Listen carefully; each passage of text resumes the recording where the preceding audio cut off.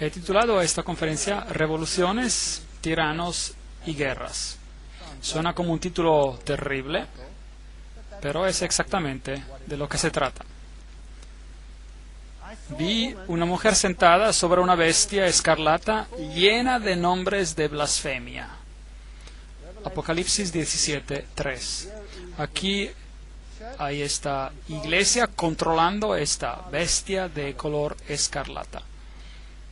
Apocalipsis 13:4 dice, y adoraron al dragón, inconscientemente, sin saber, por supuesto, que había dado autoridad a la bestia, y adoraron a la bestia, la cual ha sido definida como ese poder que gobernó por los 1260 años, luego recibió la herida mortal y gobernará nuevamente al final de los tiempos.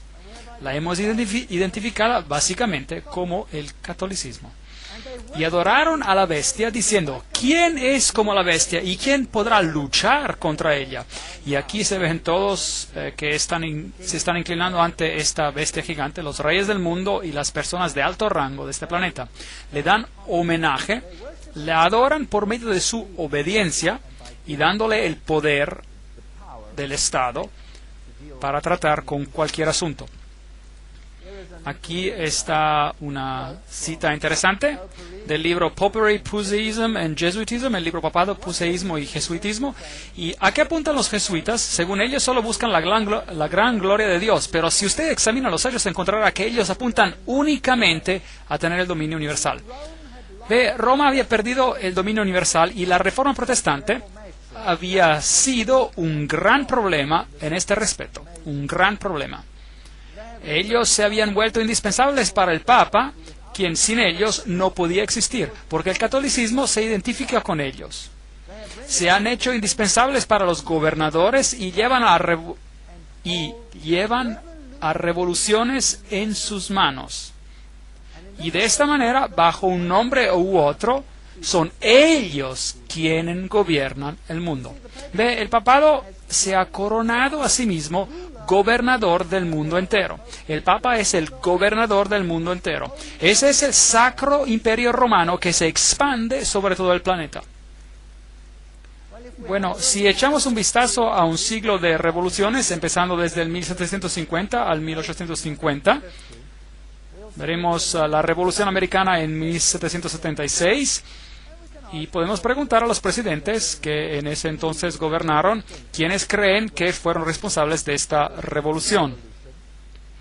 Luego está la Revolución Francesa, 1789, y la Revolución Española, 1823, la Revolución Polaca, 1831, las revoluciones alemana e italiana en 1848, y llegando a 1917 tenemos la Revolución Rusa, y luego básicamente ya era tiempo de guerra. De 1914 a 1918 que de hecho hizo la Revolución Rusa posible, y luego la Segunda Guerra Mundial de 1939 a 1945. Eso es mucho conflicto en este planeta. ¿Cuánta sangre se ha derramado en este planeta como consecuencia de estas revoluciones? ¿Y por qué? Porque un poder quería el control absoluto. Y la Biblia dice que el dragón le dio su poder para que todos sean sujetos a ese poder y a ningún otro. Bueno, miremos a esta cronología breve. En 1717 estamos tratando con este periodo de tiempo de terribles conflagraciones en este planeta. La Gran Logia Masónica de Inglaterra fue fundada. Inglaterra era una espina en la carne, era una nación protestante, así que la Gran Logia Masónica es fundada para infiltrar a este poder. 1721, la primera logia masónica fue fundada en Francia. 1731, Benjamin Franklin fue iniciado como un framasón, Benjamin Franklin. 1738, la Iglesia Católica Romana condena la masonería. Ahora, esa es una movida brillante. Eso se llama pensamiento dialéctico.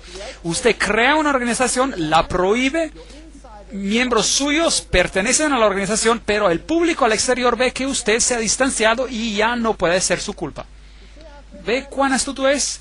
Mientras en el Vaticano todas las logias permanecieron y todos los cardenales eran miembros de ellas, pero no los Goyen, los no iniciados. Tenía que ser un ejército protestante bajo el control de la orden jesuita. Hicimos una conferencia entera sobre esto y usted puede conseguirla. La conferencia titulada ¿Quién está detrás de las sociedades secretas? En 1758 el señor Dashwood fundó el Club del Fuego del Infierno. Benjamin Franklin visita Inglaterra para discutir acerca del futuro de las colonias americanas con Dashwood. 1768 la fundación del rito de la estricta observancia. Ese es el grado 33 de la masonería por Baron von Hund, basado en la tradición templaria. Un punto interesante. Y luego Federico de Prusia, Federico el Grande. Bueno, no sé qué hay de tan grande acerca de él, pero sin embargo él fundó la Orden de los Arquitectos de África y usa el título Illuminati para describir sus logias neomasónicas. Así que esta es solo una breve historia mientras seguimos avanzando. 1770, Benjamin Franklin fue elegido como el gran maestro de la Logia de las 9 Hermanas en París. 1771, la organización masona El Gran Oriente es fundada en Francia. 1776, la Orden de los Perfectibilistas o Illuminati fue fundada. Noten que ellos claman ser perfectos. La Revolución Americana comienza, así que por 1776 ellos ya lo tenían todo arreglado. 1778, Pedro I fundó el Círculo Secreto. 1785, el Gran Congreso Masónico alegadamente conspiró la Revolución Francesa. Los Illuminati fueron prohibidos en Bavaria y se convirtieron en clandestinos. 1789, la Revolución Francesa. 1784, conspiración iluminista para derrocar a los Habsburgs, monarcas del Sacro Imperio Romano. Entonces, las monarquías se tienen que ir. Las monarquías se oponían muchas veces al dominio jesuita y prohibían a los jesuitas. Bueno, y había llegado el tiempo de venganza. Nadie prohíbe el poder de la Iglesia Católica Romana. En 1816, John Adams escribió al presidente Jefferson de Estados Unidos: vamos a tener multitudes regulares de ellos en tantos disfraces como solamente un rey de los gitanos puede asumir, disfrazados en pintores, publicadores, escritores y maestros. Si alguna vez hubo un cuerpo de hombres que mereció la condenación eterna en la tierra y el infierno, es esta sociedad de Loyola. Ellos hablaban bien directamente en esos días. Viene del libro The New Jesuits, los nuevos jesuitas, ahí está la cita, todo lo que le digo tiene una cita.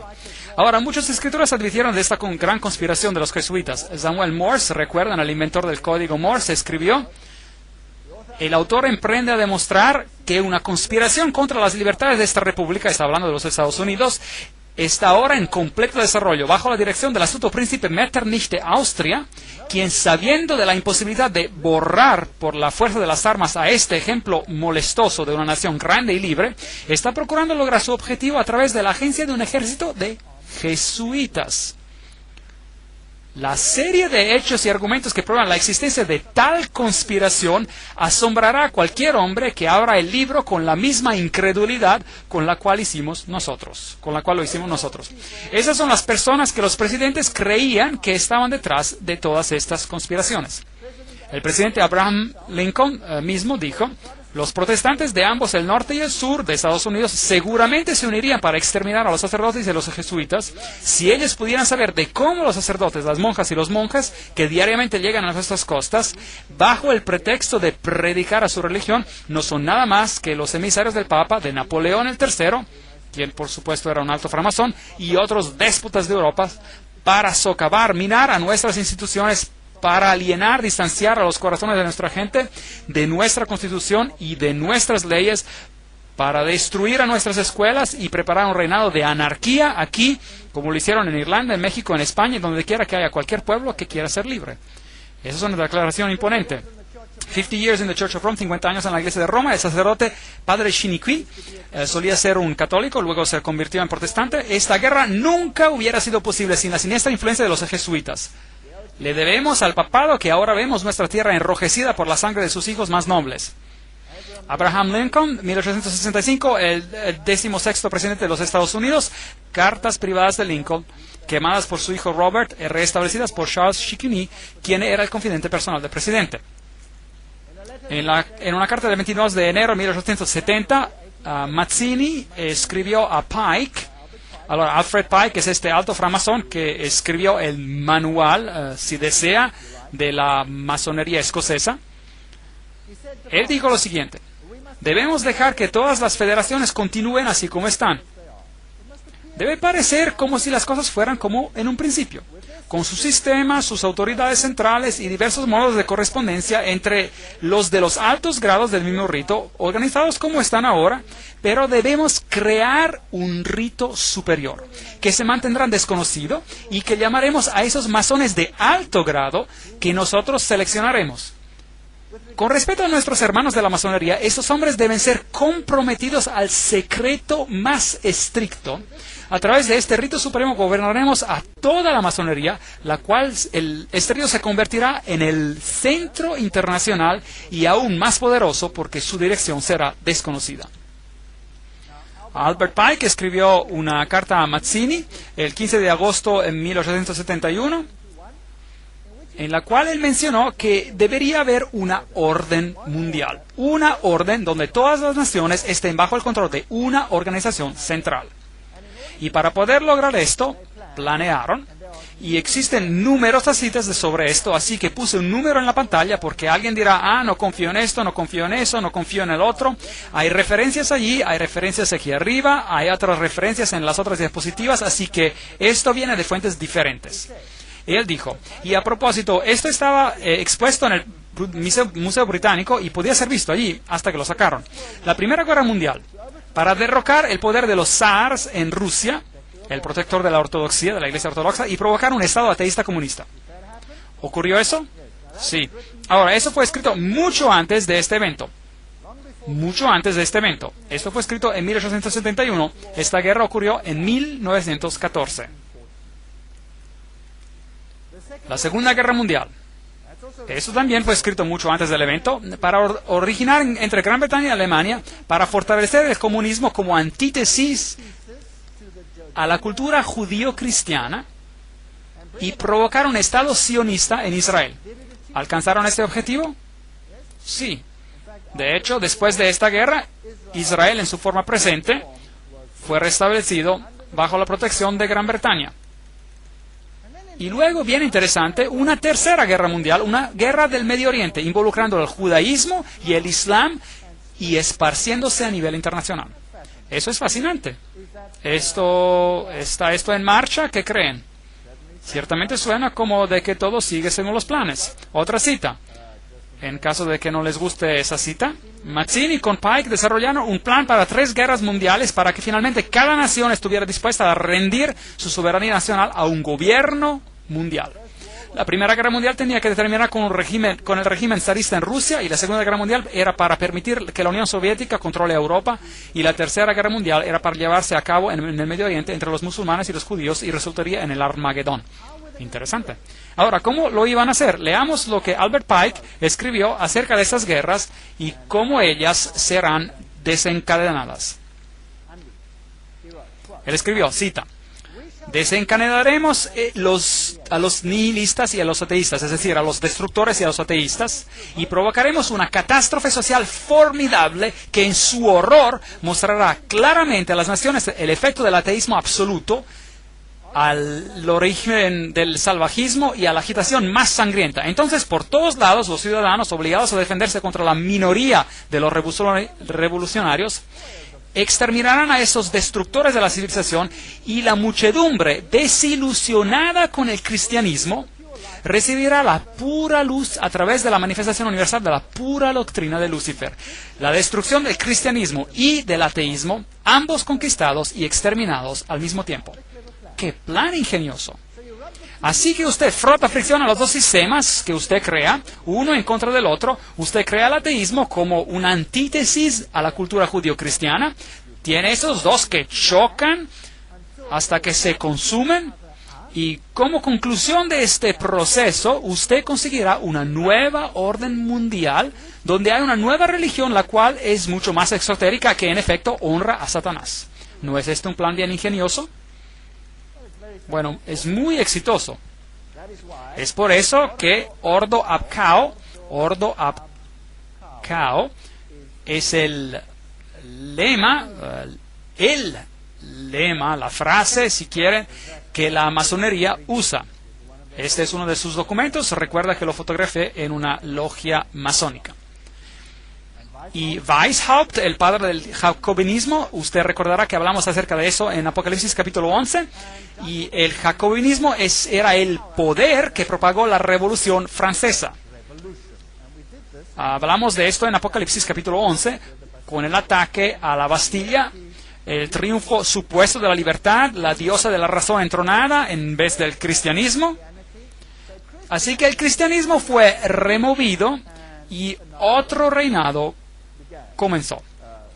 La monarquía fue depuesta y Luis XVI y su esposa perdieron sus cabezas, la decapitación de María Antonieta, y eso puso un fin a esa monarquía. Luego Robespierre, él dirigió los clubes jacobinos y un reino de terror comenzó, que en su derramamiento de sangre y su violencia es bien comparable a cualquier cosa que hemos visto hoy. El gran filósofo, si desea, de la Revolución Francesa era Voltaire. Ahora, usted puede buscar esos hechos en cualquier enciclopedia británica. Ellos le dirán quién era Voltaire. Él era un jesuita. Ellos dirán, por supuesto, que era un jesuita renegado, rebelde, que dejó la Iglesia Católica Romana para escribir en contra de ella. No. Él solo estaba desempeñando el papel perfectamente. Ellos estaban preparando una antítesis. Usted se acuerda de la promesa que el jesuita hace, que tomaré un rol en uno o en el otro lado del campo y lo haré perfectamente siempre y cuando la Iglesia Madre gane. Bueno, sostener una pluma, es decir, escribir, es estar en guerra. El contrato social, el hombre nace libre y en todas partes él está en cadenas. Un hombre piensa por sí mismo como el maestro de otros, pero permanece más esclavizado que los que realmente son esclavos. Es verdad. Pero ¿qué tal si usted creó la esclavitud para después crear la miseria y para después crear la revolución? ¿No es posible?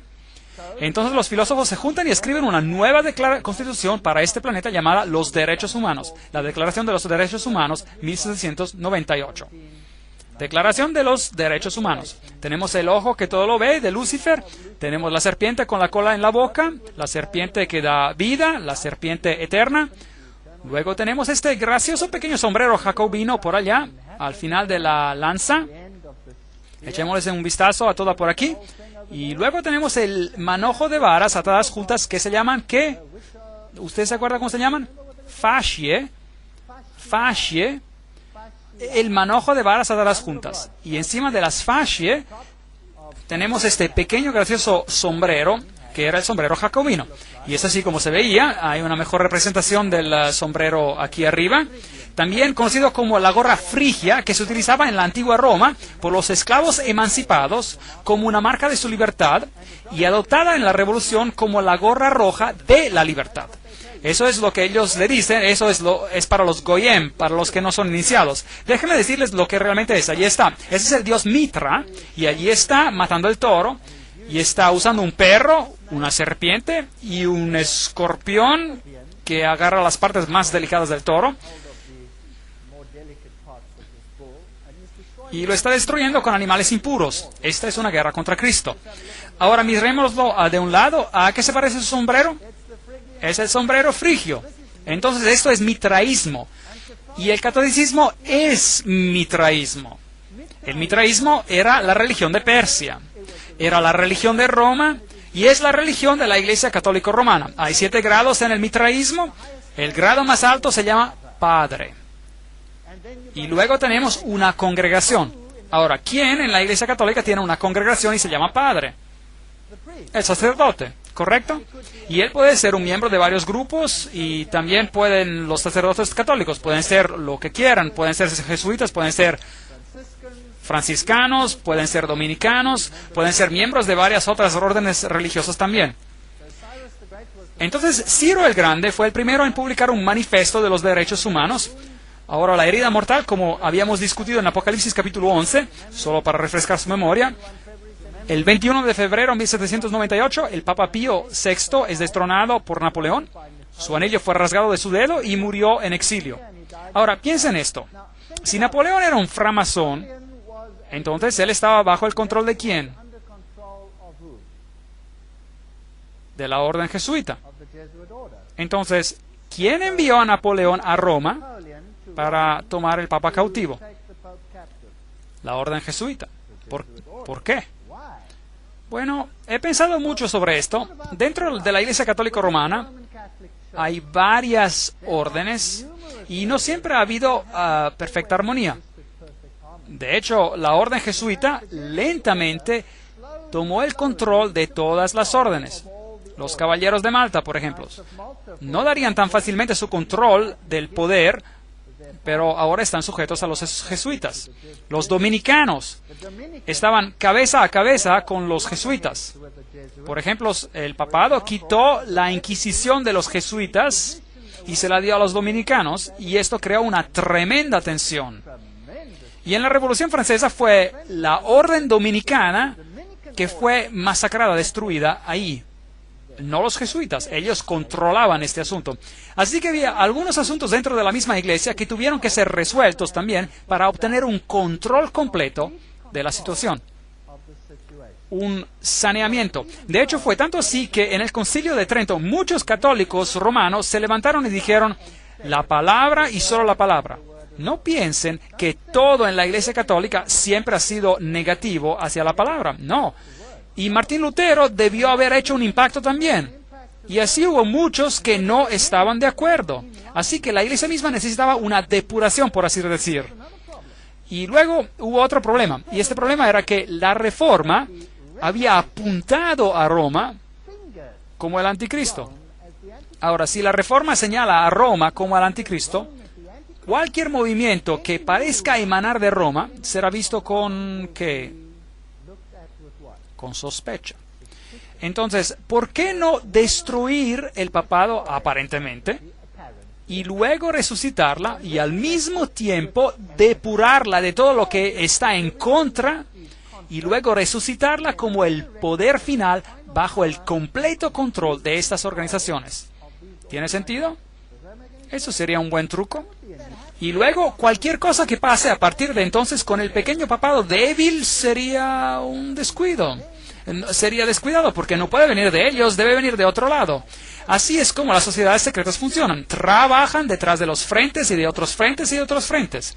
Veamos qué pasa. Diciembre de 1804, el Papa Pío VI presencia a Napoleón coronándose a sí mismo como emperador. 1808, Napoleón toma los estados del Vaticano, entonces Roma está disminuyendo.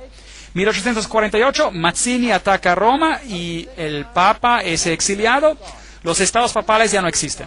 Este poder desaparece. Los protestantes literalmente se relajan, básicamente. Una cosa peligrosa de hacer. El general Berthier toma cautivo al Papa. Weishaupt y sus compañeros jesuitas cortaron los ingresos al Vaticano lanzando y conduciendo la Revolución Francesa. dirigiendo la conquista de Napoleón de la Europa católica. Y finalmente haciendo de que Napoleón arroje al Papa Pío VII en prisión en Aviñón, hasta que él estuviera de acuerdo, noten, que el precio de su libertad sería de restablecer la orden jesuita. Había sido prohibida, aún en la Iglesia Católica, imaginen eso, habían trabajado clandestinamente. Esta guerra jesuita, o quizás había sido prohibida a propósito para que parezca que hubiera una guerra, esta orden jesuita, uno nunca sabe, porque esas personas son extremadamente buenos mentirosos. Pero esta es la historia, eso es lo que pasó. Esta guerra jesuita en el Vaticano fue terminada por el Congreso de Viena y por el Tratado de Verona secreto en 1822.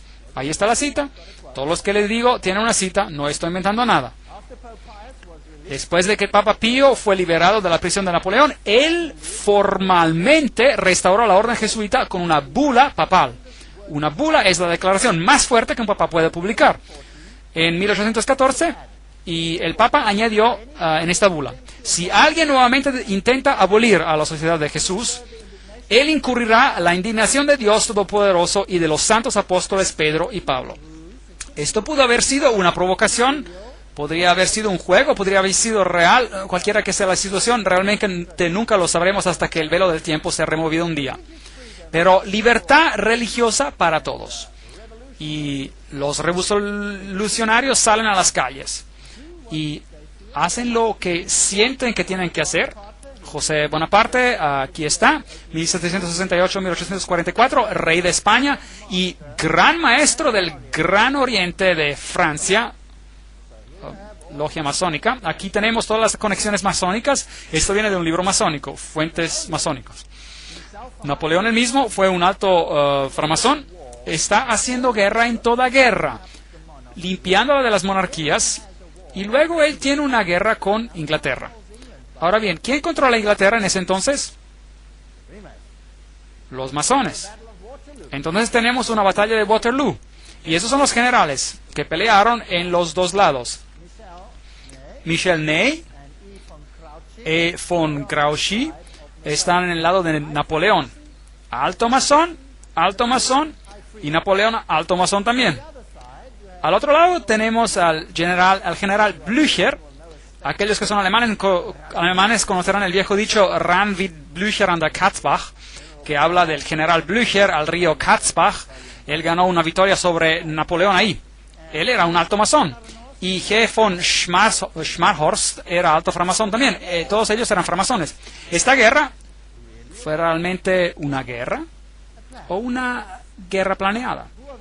Ahora, ¿quiénes son los orquestadores de la Primera Guerra Mundial? Bueno, ahí está, Kaiser Wilhelm I, ¿qué tiene puesto? Esto viene de un libro masónico, él tiene su mandil masónico puesto, él es un alto masón, es lo que era. Aquí está Kaiser Friedrich el Grande, allí está, con su regalia masónica, de un libro masónico. Están orgullosos que todos estos reyes eran todos framasones. Entonces, toda la situación de la guerra es planeada por framasones, quienes están siendo controlados por ¿quiénes? Por los jesuitas. Ahora, rápidamente echemos un vistazo a América. Aquí está este gran edificio, el Capitolio. Allí está la piedra angular del fundamento y dice, puesta masonamente el 17 de septiembre de 1932. Ok, en ese tiempo América ya estaba controlada por la masonería. Por supuesto, las personas están totalmente inconscientes, las instituciones continúan como antes, pero todas están siendo infiltradas. Si mira a la arquitectura, las águilas, el simbolismo, todo lo que tenemos acá es adoración del sol. Tenemos al mitraísmo ilustrado aquí. El plano de las calles de Washington es masónico. Tenemos a la cabra al revés de Méndez en el plano de la calle. Luego tenemos el compás y el juego de reglas. Y todo está en bloques de 13. Y el templo masónico está en la calle 13, etcétera. Todo el plano de las calles de Washington está hecho masonamente. Así que está dedicada a Lucifer. Claro que las personas están inconscientes de esto. La Casa Blanca fue luego construida con este tremendo falo por ahí.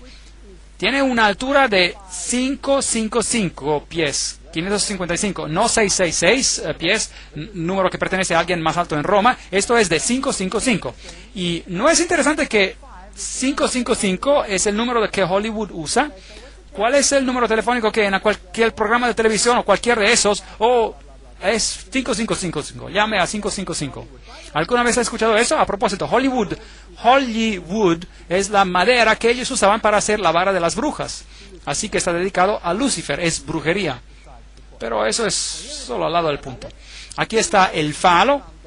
¿Quién puso estas fundaciones? Los masones. Entonces preguntémosles lo que significa. Aquí está la enciclopedia de la masonería. No puede conseguir una fuente mejor que esa. Los obeliscos fueron originalmente erigidos en el honor al dios Sol. Esa conexión viene de la adoración egipcia del falo. Entonces allí está algo, masculino. Ya saben qué es, en la Casa Blanca. No necesitamos seguir leyendo. Está dedicado a los dioses Osiris y Isis. Y, esa es la escultura que está ahí. La estructura militar es un pentágono, que es el centro elevado del pentagrama, en el cual, por ejemplo, 13 brujas se ponen de pie, 12 alrededor de una para propagar la maldición. Entonces esto es también una estructura de la brujería. Es solo un edificio, pero tiene ciertas connotaciones. Luego Francia, el país que publicó la nueva filosofía para el Nuevo Mundo, envía un obsequio a los Estados Unidos, la Estatua de la Libertad. Preguntemos a la UNESCO qué significa. UNESCO dice, los 7 rayos emanados de la aureola de Mitra, allí está el dios Mitra, simboliza su triunfo sobre las fuerzas de la oscuridad. Ahora usted debe entender que Lucifer dice que Miguel y sus ángeles representan las fuerzas de la oscuridad, que Jehová es el diablo. ¿No es eso terrible? ¿Se recuerdan de eso? Lo estudiamos. Y aquí la UNESCO nos dice que la cabeza de la Estatua de la Libertad es adornada con los 7 rayos de Mitra. La antorcha que ella sostiene es el símbolo del sol. Esta es la antorcha de Lucifer, pues. Porque no importa si Lucifer es masculino o femenino, él es androgénito en su historia. Aquí está la piedra de la fundación. En este sitio, en el 5 de agosto de 1884, la piedra angular del pedestal de la Estatua de la Libertad iluminando al mundo. Esa es iluminación. Fue puesta con la ceremonia por William A. Brodie, el gran maestro de los masones. Así que ahí está la señal masónica ahí, y que la Estatua de la Libertad es masónica, pues. Todo parecerá ser masónico a medida que continuemos. Texe Mars escribe, elevándose sobre las brillantes pero contaminadas aguas, ella sostiene en su brazo extendido una antorcha de fuego y luz, un obsequio de la orden masónica, los herederos modernos de la herencia de los Illuminati. La Estatua de la Libertad fue esculpida por Frédéric Bartholdi, un miembro de la logia masónica de Alsace-Lorraine en París, Francia. La estatua es importante para las sociedades secretas que complotan la nueva orden mundial. Ahí está. Bueno, en 1854 el Papa Pío IX proclama la Inmaculada Concepción de la Virgen María. Ahora, María siempre ha estado allí en el catolicismo romano, pero ahora María es puesta en el mismísimo centro y es legitimada como la Madre de Dios y como una entidad en el cielo. En 1869, Pío cita el primer concilio vaticano. En 1870, el dogma de la infalibilidad papal es publicado. Ahora tenemos otro Dios en la tierra. Y el ultramontanismo triunfa. Los jesuitas se aseguran de que todo el poder es concentrado en un hombre. ¿Qué pasa entonces? 1917, la Revolución Rusa. Y tenemos este interesante mensaje de Fátima. Hay una conexión con el Islam aquí, pero olvídenselo, regresaremos a eso en la siguiente conferencia. Rusia será convertida, el Santo Padre consagrará a Rusia a mí. Y luego hubo una visión del infierno, y la tercera visión era que el Papa en ese tiempo actual, Juan Pablo II, recibiría un atentado de muerte, lo cual ocurrió. Ahora, no es muy difícil, si usted ha planeado todas esas cosas desde el principio, de decir lo que pasará. ¿Ve? No es muy difícil. Ahora, veamos a los paralelos entre la Revolución Francesa de los Jesuitas y la Revolución Rusa. Ellos son los siguientes. Ambas revoluciones estaban basadas en las escrituras comunistas de los framasones Voltaire y Marx. Los jesuitas perfeccionaron el comunismo en sus reducciones, misiones en Paraguay. Entonces, en Paraguay probaron si esto funcionaría o no y lo perfeccionaron ahí. Ambas revoluciones saquearon a las iglesias del Estado. Ambas revoluciones terminaron con las monarquías. Ambas dinastías, la de los Borbones y la de los Romanov, habían expulsado a los jesuitas. Ambas fueron quitadas, no iban a arriesgarse otra vez. Ambas revoluciones produjeron repúblicas en forma, pero absolutas monarquías en poder, controladas detrás de las escenas por las personas quienes estaban ahora en control. Ambas revoluciones declararon el ateísmo como la religión del Estado. Ambas revoluciones realizaron un reinado de terror por una policía secreta a forma de inquisición. ¿Y qué reino de terror crearon? Millones y millones murieron. Stalin es personalmente responsable por la muerte de millones de personas. Ambas revoluciones resultaron en dictadores militares responsables por la eliminación de los disidentes. Exactamente el mismo patrón. Si ha funcionado una vez, ¿por qué no usarlo otra vez?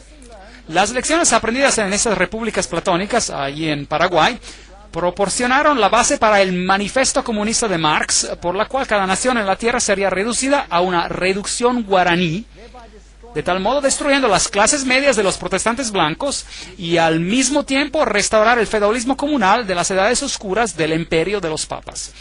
Esta es una cita, bueno, es un poco cortante, pero más o menos nos da un resumen de los hechos.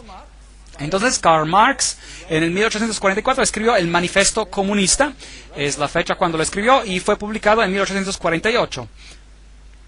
1928, el nuncio papal en Alemania conduce el poderoso partido católico de centro a la extrema derecha y ayuda a elevar súbitamente a Hitler al poder. Ahora, ¿quién es Adolf Hitler? 1929, Pío IX disuelve el Partido Católico, ya ha hecho su trabajo, y las personas han sido preparadas para votar. Y en el mismo año se corona a él mismo como gobernador soberano del mundo. ¡Qué arrogancia! Ahora el Papa es gobernador soberano del mundo. En el mismo año él firma los documentos. Ahora un gobernador tiene que tener un país y él consigue su estado papal de regreso, el estado más pequeño del mundo. Y ahora el papado cualifica nuevamente como una entidad política. Ahora, había muerto, ya no era una entidad política, así que la bestia fue mortalmente herida y ahora recibe nuevamente su poder y califica como una bestia nuevamente, su herida fue sanada, ¿no es correcto? Y es por eso que la crónica de San Francisco, casi citando la Biblia, dice que mientras ellos firmaron este documento, la herida fue sanada, se ve aquí en este cuadro. Ahora estamos listos para la guerra. 1934. En Yugoslavia se forma una organización llamada los Ustashi. ¡Qué organización repugnante! Se fundaron y asesinan al rey Alexander de Yugoslavia.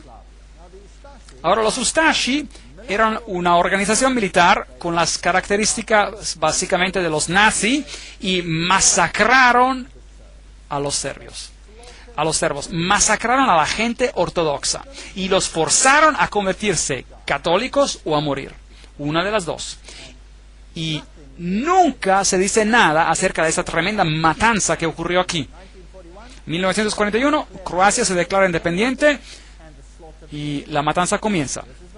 Ese es el hombre que en ese entonces era papa, cardenal secretario del Estado, Eugenio Pacelli.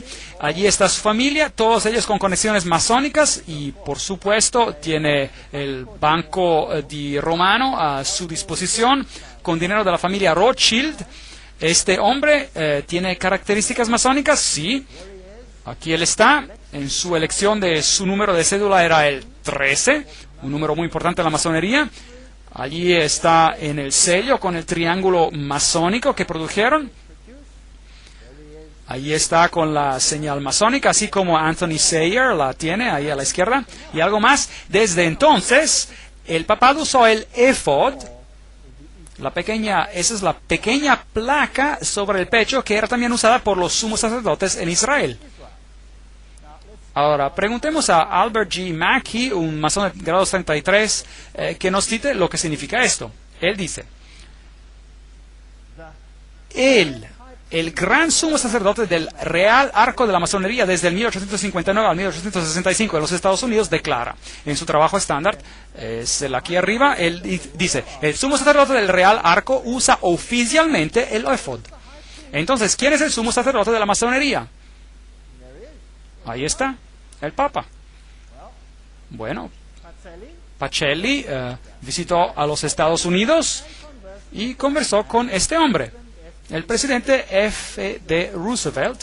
Ahora, esta es una foto grande de una logia que probablemente nunca hubiera tenido que ser publicada y probablemente están muy enfadados que haya sido publicada, pero muestra a Roosevelt en su completa regalia masónica. Y ahí lo muestra con su fez, un sombrero de felpa en la cabeza, y está recibiendo un apretado de mano masónico. Note el apretado de mano masónico. Y un fez, sombrero interesante. Regresaremos a eso en la siguiente conferencia, que simboliza todo eso, porque están usando esos gorros, estos feces, y asigna a Myron Taylor como un enviado especial al Vaticano. Ahora, veamos a los líderes políticos de la masonería en los Estados Unidos, y solo estoy citando de varias fuentes y también páginas de internet, y habrá diferentes fuentes aquí, así que ustedes pueden examinarlas por sí mismos para mostrarles quién está en control en este momento. Veamos, vamos a repasarlos rápidamente y vamos a ver qué grados ellos son. Bill Clinton, de grado 33, Newt Gingrich, grado 33, Bob Dole, grado 33, Jack Kemp, grado 33, Storm Thurmond, grado 33, Colin Powell, grado 33, Jesse Helms, grado 33, Barry Goldwater, grado 33, Al Gore, posiblemente grado 33. Luego otros más, James Monroe, Andrew Johnson, James Garfield, McKinley, Roosevelt, William Taft, Franklin Roosevelt, Harding, Lyndon Johnson, Gerald Ford, Ronald Reagan, George Bush, todos ellos, Yitzhak Rabin, Yasser Arafat, Príncipe Philip Duca de Kent y muchos más. Aquí hay otra fuente, Saddam Hussein, qué interesante, tendremos que regresar a él, framasón de grado 33. Tony Blair, de grado 33. Gerhard Schröder, primer ministro de Alemania, de grado 33. Benjamin Netanyahu, grado 33. Yasser Arafat, grado 33. Ronald Reagan, Gorbachev, Helmut Kohl, Shimon Peres. Helmut Kohl es también miembro del Comité de los 300. François Mitterrand, 33, era de la Logia del Gran Oriente, por supuesto. Yitzhak Rabin, Willy Brandt, todos esos de los tiempos pasados eran framasones. Algunos más. Joseph Stalin era de los Illuminati, un miembro de la Logia del Gran Oriente. León Trotsky, de la Logia del Gran Oriente. Kissinger es un miembro del Comité de los 300. J. Edgar Hoover, 33. Cecil John Rhodes, Aleister Crowley. Walt Disney era un framasón de grado 33. Olof Palme, Al Gore, Tony Blair, Joseph Mengele. Qué interesante. Él era el asesino en masa de los nazis. Él hacía parte de los Illuminatis. Robert McNamara, usted los nombra. Todos ellos están ahí. Billy Graham. Disculpe, continuemos. Colonel John Glenn, Buzz Aldrin, todos los que ve alguna vez han estado en el espacio tienen que ser un framasón de los grados más elevados. Edgar Mitchell y demás aquí.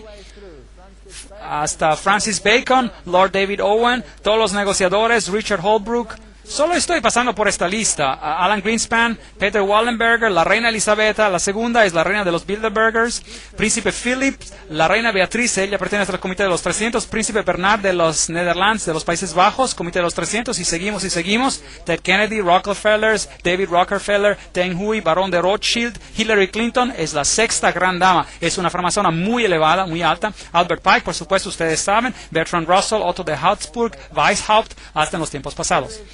Aquí está Edward Hoover, el presidente Dwight Eisenhower, ahí lo honran con el grado 33, la Gran Cruz, en una ceremonia especial en la Casa Blanca. No tienen vergüenza de nada de esto. Aquí están casi todos los presidentes de los Estados Unidos en la galería presidencial de la logia. La fotografía yo mismo, entré a la logia, entré a la galería presidencial, fotografié cada una de esas, clic, y bueno, ya, lo hice ya. Y me salí. Bueno, ahí están todos como framasones. Si miramos al dólar americano, norteamericano, algunas cosas muy interesantes ocurrieron durante el tiempo de Roosevelt. Ahí está el símbolo, ahí está ese símbolo. No tenemos tiempo para todo esto. En Dios confiamos. Si usted ve ese símbolo aquí, dice Annuit Ceptis Novus Ordus Seclorum. Si usted intercala el hexagrama, entonces obtendrá esto ASNOM, lo cual son las letras de la palabra masón mezcladas. Si usted va al otro lado, apunta a objetos y luego lee ARLTO, Arlington. Hay mucho que hablar aquí, hay muchas cosas interesantes. Si va al 1 y a la media luna, hay una pequeña estructura ahí, es un micropunto, tendrá que conseguir una lupa para verlo. Usted verá que es usted verá ahí que es un pequeño búho, un pequeño búho, un búho en la media luna. Y esto aquí verá que es una telaraña. Hay mucho simbolismo aquí. Ahora, si usted ve las monedas antiguas, verá que las deidades estaban asociadas con el búho, y verá que cuando fuimos a la arboleda bohemia, ¿qué adoraban ellos ahí? El gran búho de Bohemia. Y vimos que los presidentes de los Estados Unidos se inclinan al búho de Bohemia. Un asunto que da miedo. Ahora, mirando a este símbolo, tenemos el ojo que todo lo ve de Lucifer. Todavía no está en la base del triángulo. Cuando sea puesto, él tendrá su reino.